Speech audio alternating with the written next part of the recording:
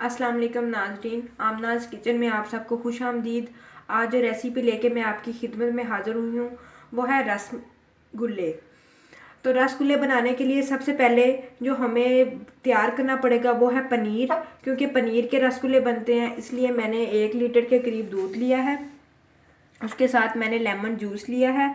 आप चाहें तो आप इसमें टाटरी भी ऐड कर सकते हैं, लेकिन लेमन जूस ज़्यादा अच्छा रहता है, इसलिए मैंने लेमन जूस लिया है। अब इसको मैं कढ़ाई में डाल के, ये बिल्कुल दूध ठंडा है, ये गाय का खालिस दूध है, भैंस का या गाय का आप ले सकते हैं।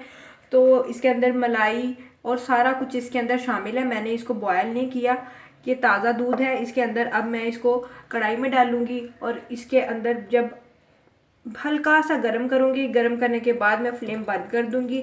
फिर इसके अंदर लेमन जूस डालूँगी और फिर इसके साथ इसको अच्छा दरमियान से आहिस्ता आहिस्ता चलाऊँगी ताकि ये पनीर तैयार हो जाए। पनीर को क्वार्टर चीज़ भी कहते हैं और इसको छन्ना पनीर भी कहते हैं। छन्ना पनीर मिठाई में इस्तेमाल होता है। छन्ने पनीर से मुराद है कि बहुत बारीक बारीक इसके जो क्रिस्टल्स बने, ताकि मिठाई में जब हम इसको इस्तेमाल करें तो ये बहुत अच्छा उम्दा किस्म का पनीर तैयार हो। तो चलिए हम पनीर तैयार करते हैं, उसके बाद हम इसके रसगुल्ले बनाएंगे। लीजिए नाजरीन, आप देख सकते हैं कि मैंने कढ़ाई को चूल्हे पे रख दिया है। अब इसके अंदर मैं 1 लीटर के करीब दूध डाल रही हूँ। जब ये दूध नीम गर्म हो जाएगा तो मैं इसमें लेमन जूस शामिल करूँगी।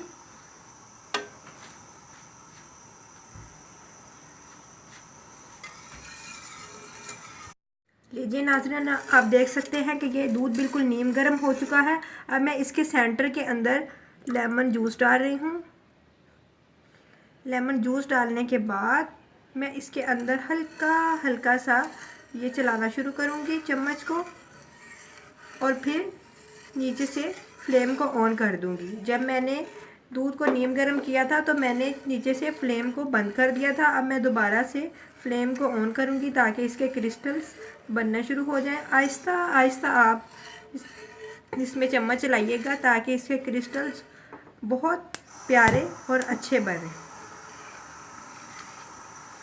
आहिस्ता आहिस्ता आप देखेंगे ये पनीर की शक्ल में आ जाएगा।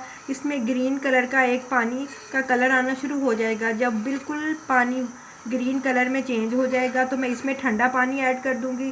ठंडा पानी ऐड करने का मकसद ये भी है कि पनीर ठंडा हो जाए और साथ में जो हमने इसके अंदर वो लेमन जूस डाला है उसका जो खट्टापन है वो निकल जाए। आप देख रहे हैं कि ये पनीर के क्रिस्टल्स बनने शुरू हो गए हैं।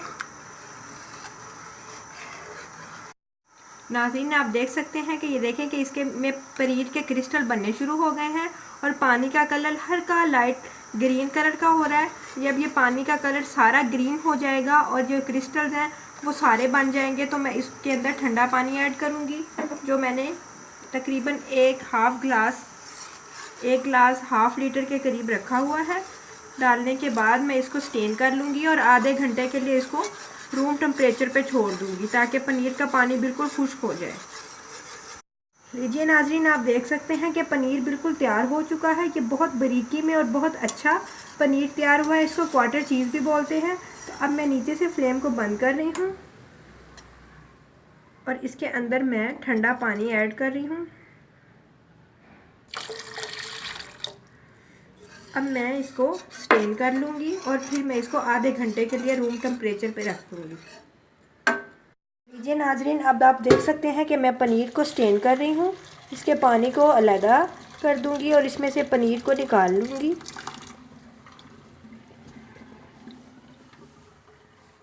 अब आप देख सकते हैं कि ये पनीर को मैंने स्टेन कर लिया है। अब मैं इसको आधे घंटे के लिए छोड़ दूँगी ताकि इसका पानी अच्छी तरह से खुश्क हो जाए। ना ही बहुत ज़्यादा पानी ड्राई करना है और ना ही इसमें पानी रहना चाहिए, बस इसमें नमी नमी सी होनी चाहिए, फिर हम इसके रसगुल्ले बनाएंगे। लीजिए नाजरीन, आप देख सकते हैं कि ये जो मैंने पनीर तैयार किया था वो अच्छी तरह से ड्राई हो चुका है। इसके अंदर मैंने एक इलायची डाल दी है। अब इसको मैं रसगुल्लों बनाने के लिए जो मैं इस चीज़ें इस्तेमाल कर रही हूँ उसमें मैंने छोटी इलायची ली है 3 से 4 अदद, 1 कप मैंने चीनी ली है। उसके साथ मेरे पास एक या रूह केवड़ा है, ये मिठाइयों में बहुत अच्छा लगता है, इस्तेमाल होता है। उसके साथ मेरे पास कॉर्नफ्लोर है जो तकरीबन 1 चम्मच,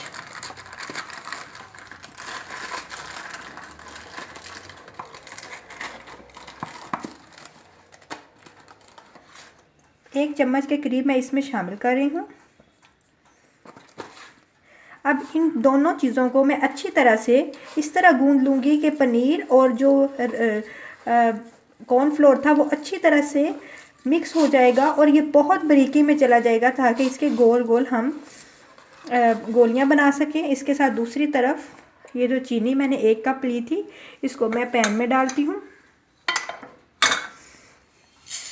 इसके साथ मैं तकरीबन 4 कप पानी ऐड कर रही हूँ।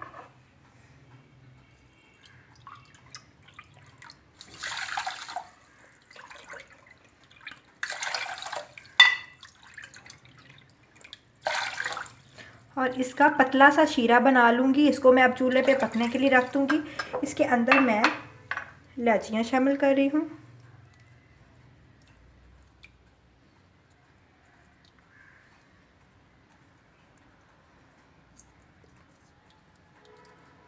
और 1 कतरा रूह केवड़ा मैं इसमें शामिल कर रही हूँ ताकि शीरे के अंदर इसका अरोमा आ सके।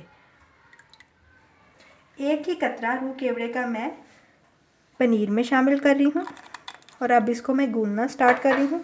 इसको तकरीबन 10 से 15 मिनट के करीब मैं हथेली से इस तरह मसलूँगी कि ये अच्छी तरह से बारीकी में चला जाए ताकि इसकी गोलियाँ बहुत अच्छी तरीके से बहुत प्यारी बन सकें। इसमें किसी किस्म का गोलियाँ जब बनाएं तो उसमें किसी किस्म का वो एक जो निशान बन जाता है फटने का जो डर होता है वो ना बने। इस तरह मैं हथेली के ज़ोर से सारा पनीर गूंद लूँगी। तकरीबन 15 मिनट मैं इसको इसी तरह मुसलसल गूंदती रहूँगी।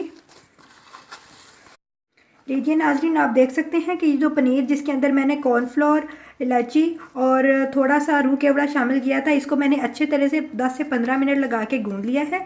ये बहुत बारीक हो चुका है। अब मैं इसकी गोलियां बना लूँगी। आपने गोलियां इस तरह से बनानी है कि इसके अंदर किसी किस्म के कोई क्रैक ना हो। बहुत सॉफ्ट सी गोलियाँ बनानी है। 1 किलो पनीर, 1 किलो दूध का जब आप पनीर बनाएंगे तो उसके जब रसगुल्ले बनाएंगे तो तकरीबन 10 से 12 रसगुल्ले बनेंगे। तो इस तरह गोलियां बनाने के बाद दूसरी तरफ मैंने जो 4 गिलास पानी डाल के 1 कप चीनी के अंदर शीरा पकने के लिए रख दिया है। जब वो अच्छी तरह से पक जाएगा तो आहिस्ता आहिस्ता से ये गोलियां मैं उसमें शामिल कर दूंगी और फिर इनको तकरीबन 2 मिनट पकाने के बाद 2 मिनट ढक्कन दे के दम पे छोड़ दूंगी।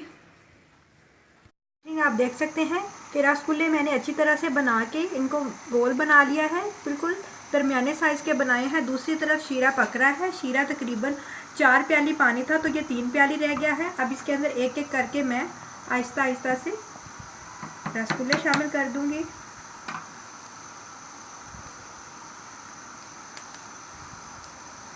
और तकरीबन 2 मिनट पकाने के बाद इनको 2 मिनट दम दूंगी और फिर इनको शीरे में डिप रखूंगी। 15 मिनट के बाद मैं इनको शीरे से निकाल लूँगी और सर्व करूँगी। अगले दिन अगर आप इनको खाएंगे तो आप देखेंगे कि इनका टेस्ट उससे भी ज़्यादा होगा क्योंकि शीरा अच्छी तरह से इनमें रह चुका होगा और बहुत सॉफ्ट बनेंगे। अब मैंने सारे रसगुल्ले इसमें डाल दिए हैं। अब तकरीबन 2 मिनट पकने के बाद मैं इनको दम पे रख दूँगी। नाजरीन, 2 मिनट का टाइम गुजर चुका है। अब मैं इनके ऊपर ढक्कन दे के दम पे रख रही हूँ। नीचे से चूल्हे की आंच बिल्कुल कम कर रही हूँ। आप देख रहे हैं कि ये कितनी खूबसूरती से अंदर पक रहे हैं। अब 2 मिनट पकने के बाद मैं इसको चूल्हे को बिल्कुल बंद कर दूंगी और इनको आधे घंटे या घंटे के लिए शीरे में डिप करना छोड़ दूंगी। डिप करके फिर इनको मैं शीरे के साथ बाहर निकाल लूँगी। ये नाजरीन, रसगुल्ले बिल्कुल तैयार हैं। आप इसको घर में ज़रूर ट्राई कीजिएगा।